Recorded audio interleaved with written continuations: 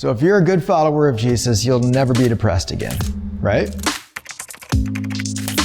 Hey everybody, my name is Chris. And welcome to What Jesus Says About, where Jesus speaks for himself so you can respond for yourself. Don't forget to hit like and subscribe and that little bell below so you get notified of new videos whenever they drop. And new videos drop every Thursday. Now today on What Jesus Says About, we're going to be talking about what Jesus says about depression. And if you're somebody who is struggling with depression, I'm sorry. It's not your fault, it's not fair, and it's not your choice. And if you feel like depression has a hold on you, please reach out to a friend, reach out to a professional. There's people who want to help. And if you've ever struggled with depression, maybe you've heard some pretty well-meaning and well-intended Christians telling you if you just prayed hard enough, if you just followed Jesus good enough, you wouldn't be depressed anymore. But that's just not true. Let me explain why. If I told you that I was feeling overwhelmed, to the point that I wasn't eating well and I felt fatigued all the time. Or if I told you I was grieving because I felt rejected by the people I loved the most. Or if I told you that I was suffering so much and I was feeling so much sorrow that I was withdrawing to be by myself all the time. You know what words you would use to describe Chris? Depressed. But here's the kicker.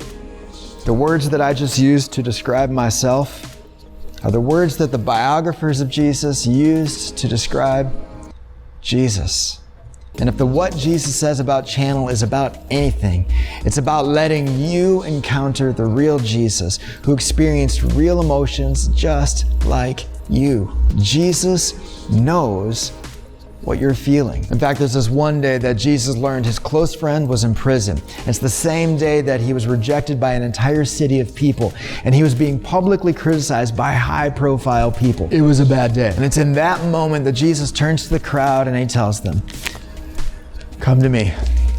All of you who are weary and burdened, come to me and I will give you rest." And then he says, "Take my yoke upon you and learn from me, for I am gentle and humble in heart, and you will find rest for your souls. For my yoke is easy and my burden is light." Now the idea and the image of a yoke is kind of a vague concept to us, and we could talk about that, but I'd like to zoom in on what Jesus just said about depression. Granted, he didn't say the word depression, but he sure described the weariness and the burden that accompanies depression. And if you notice, he never promises that you'll never be depressed again. In fact, he actually promises you a burden. It's just lighter than the one that you've been carrying. But most importantly, he said that I will give you rest, as in him, the person, not following one of his teachings, not even an idea of him. He himself, the individual, claims that he can give you rest. And this is more than just a transaction where you bring him your problems and he fixes it and takes them all away. He's claiming that he comes to you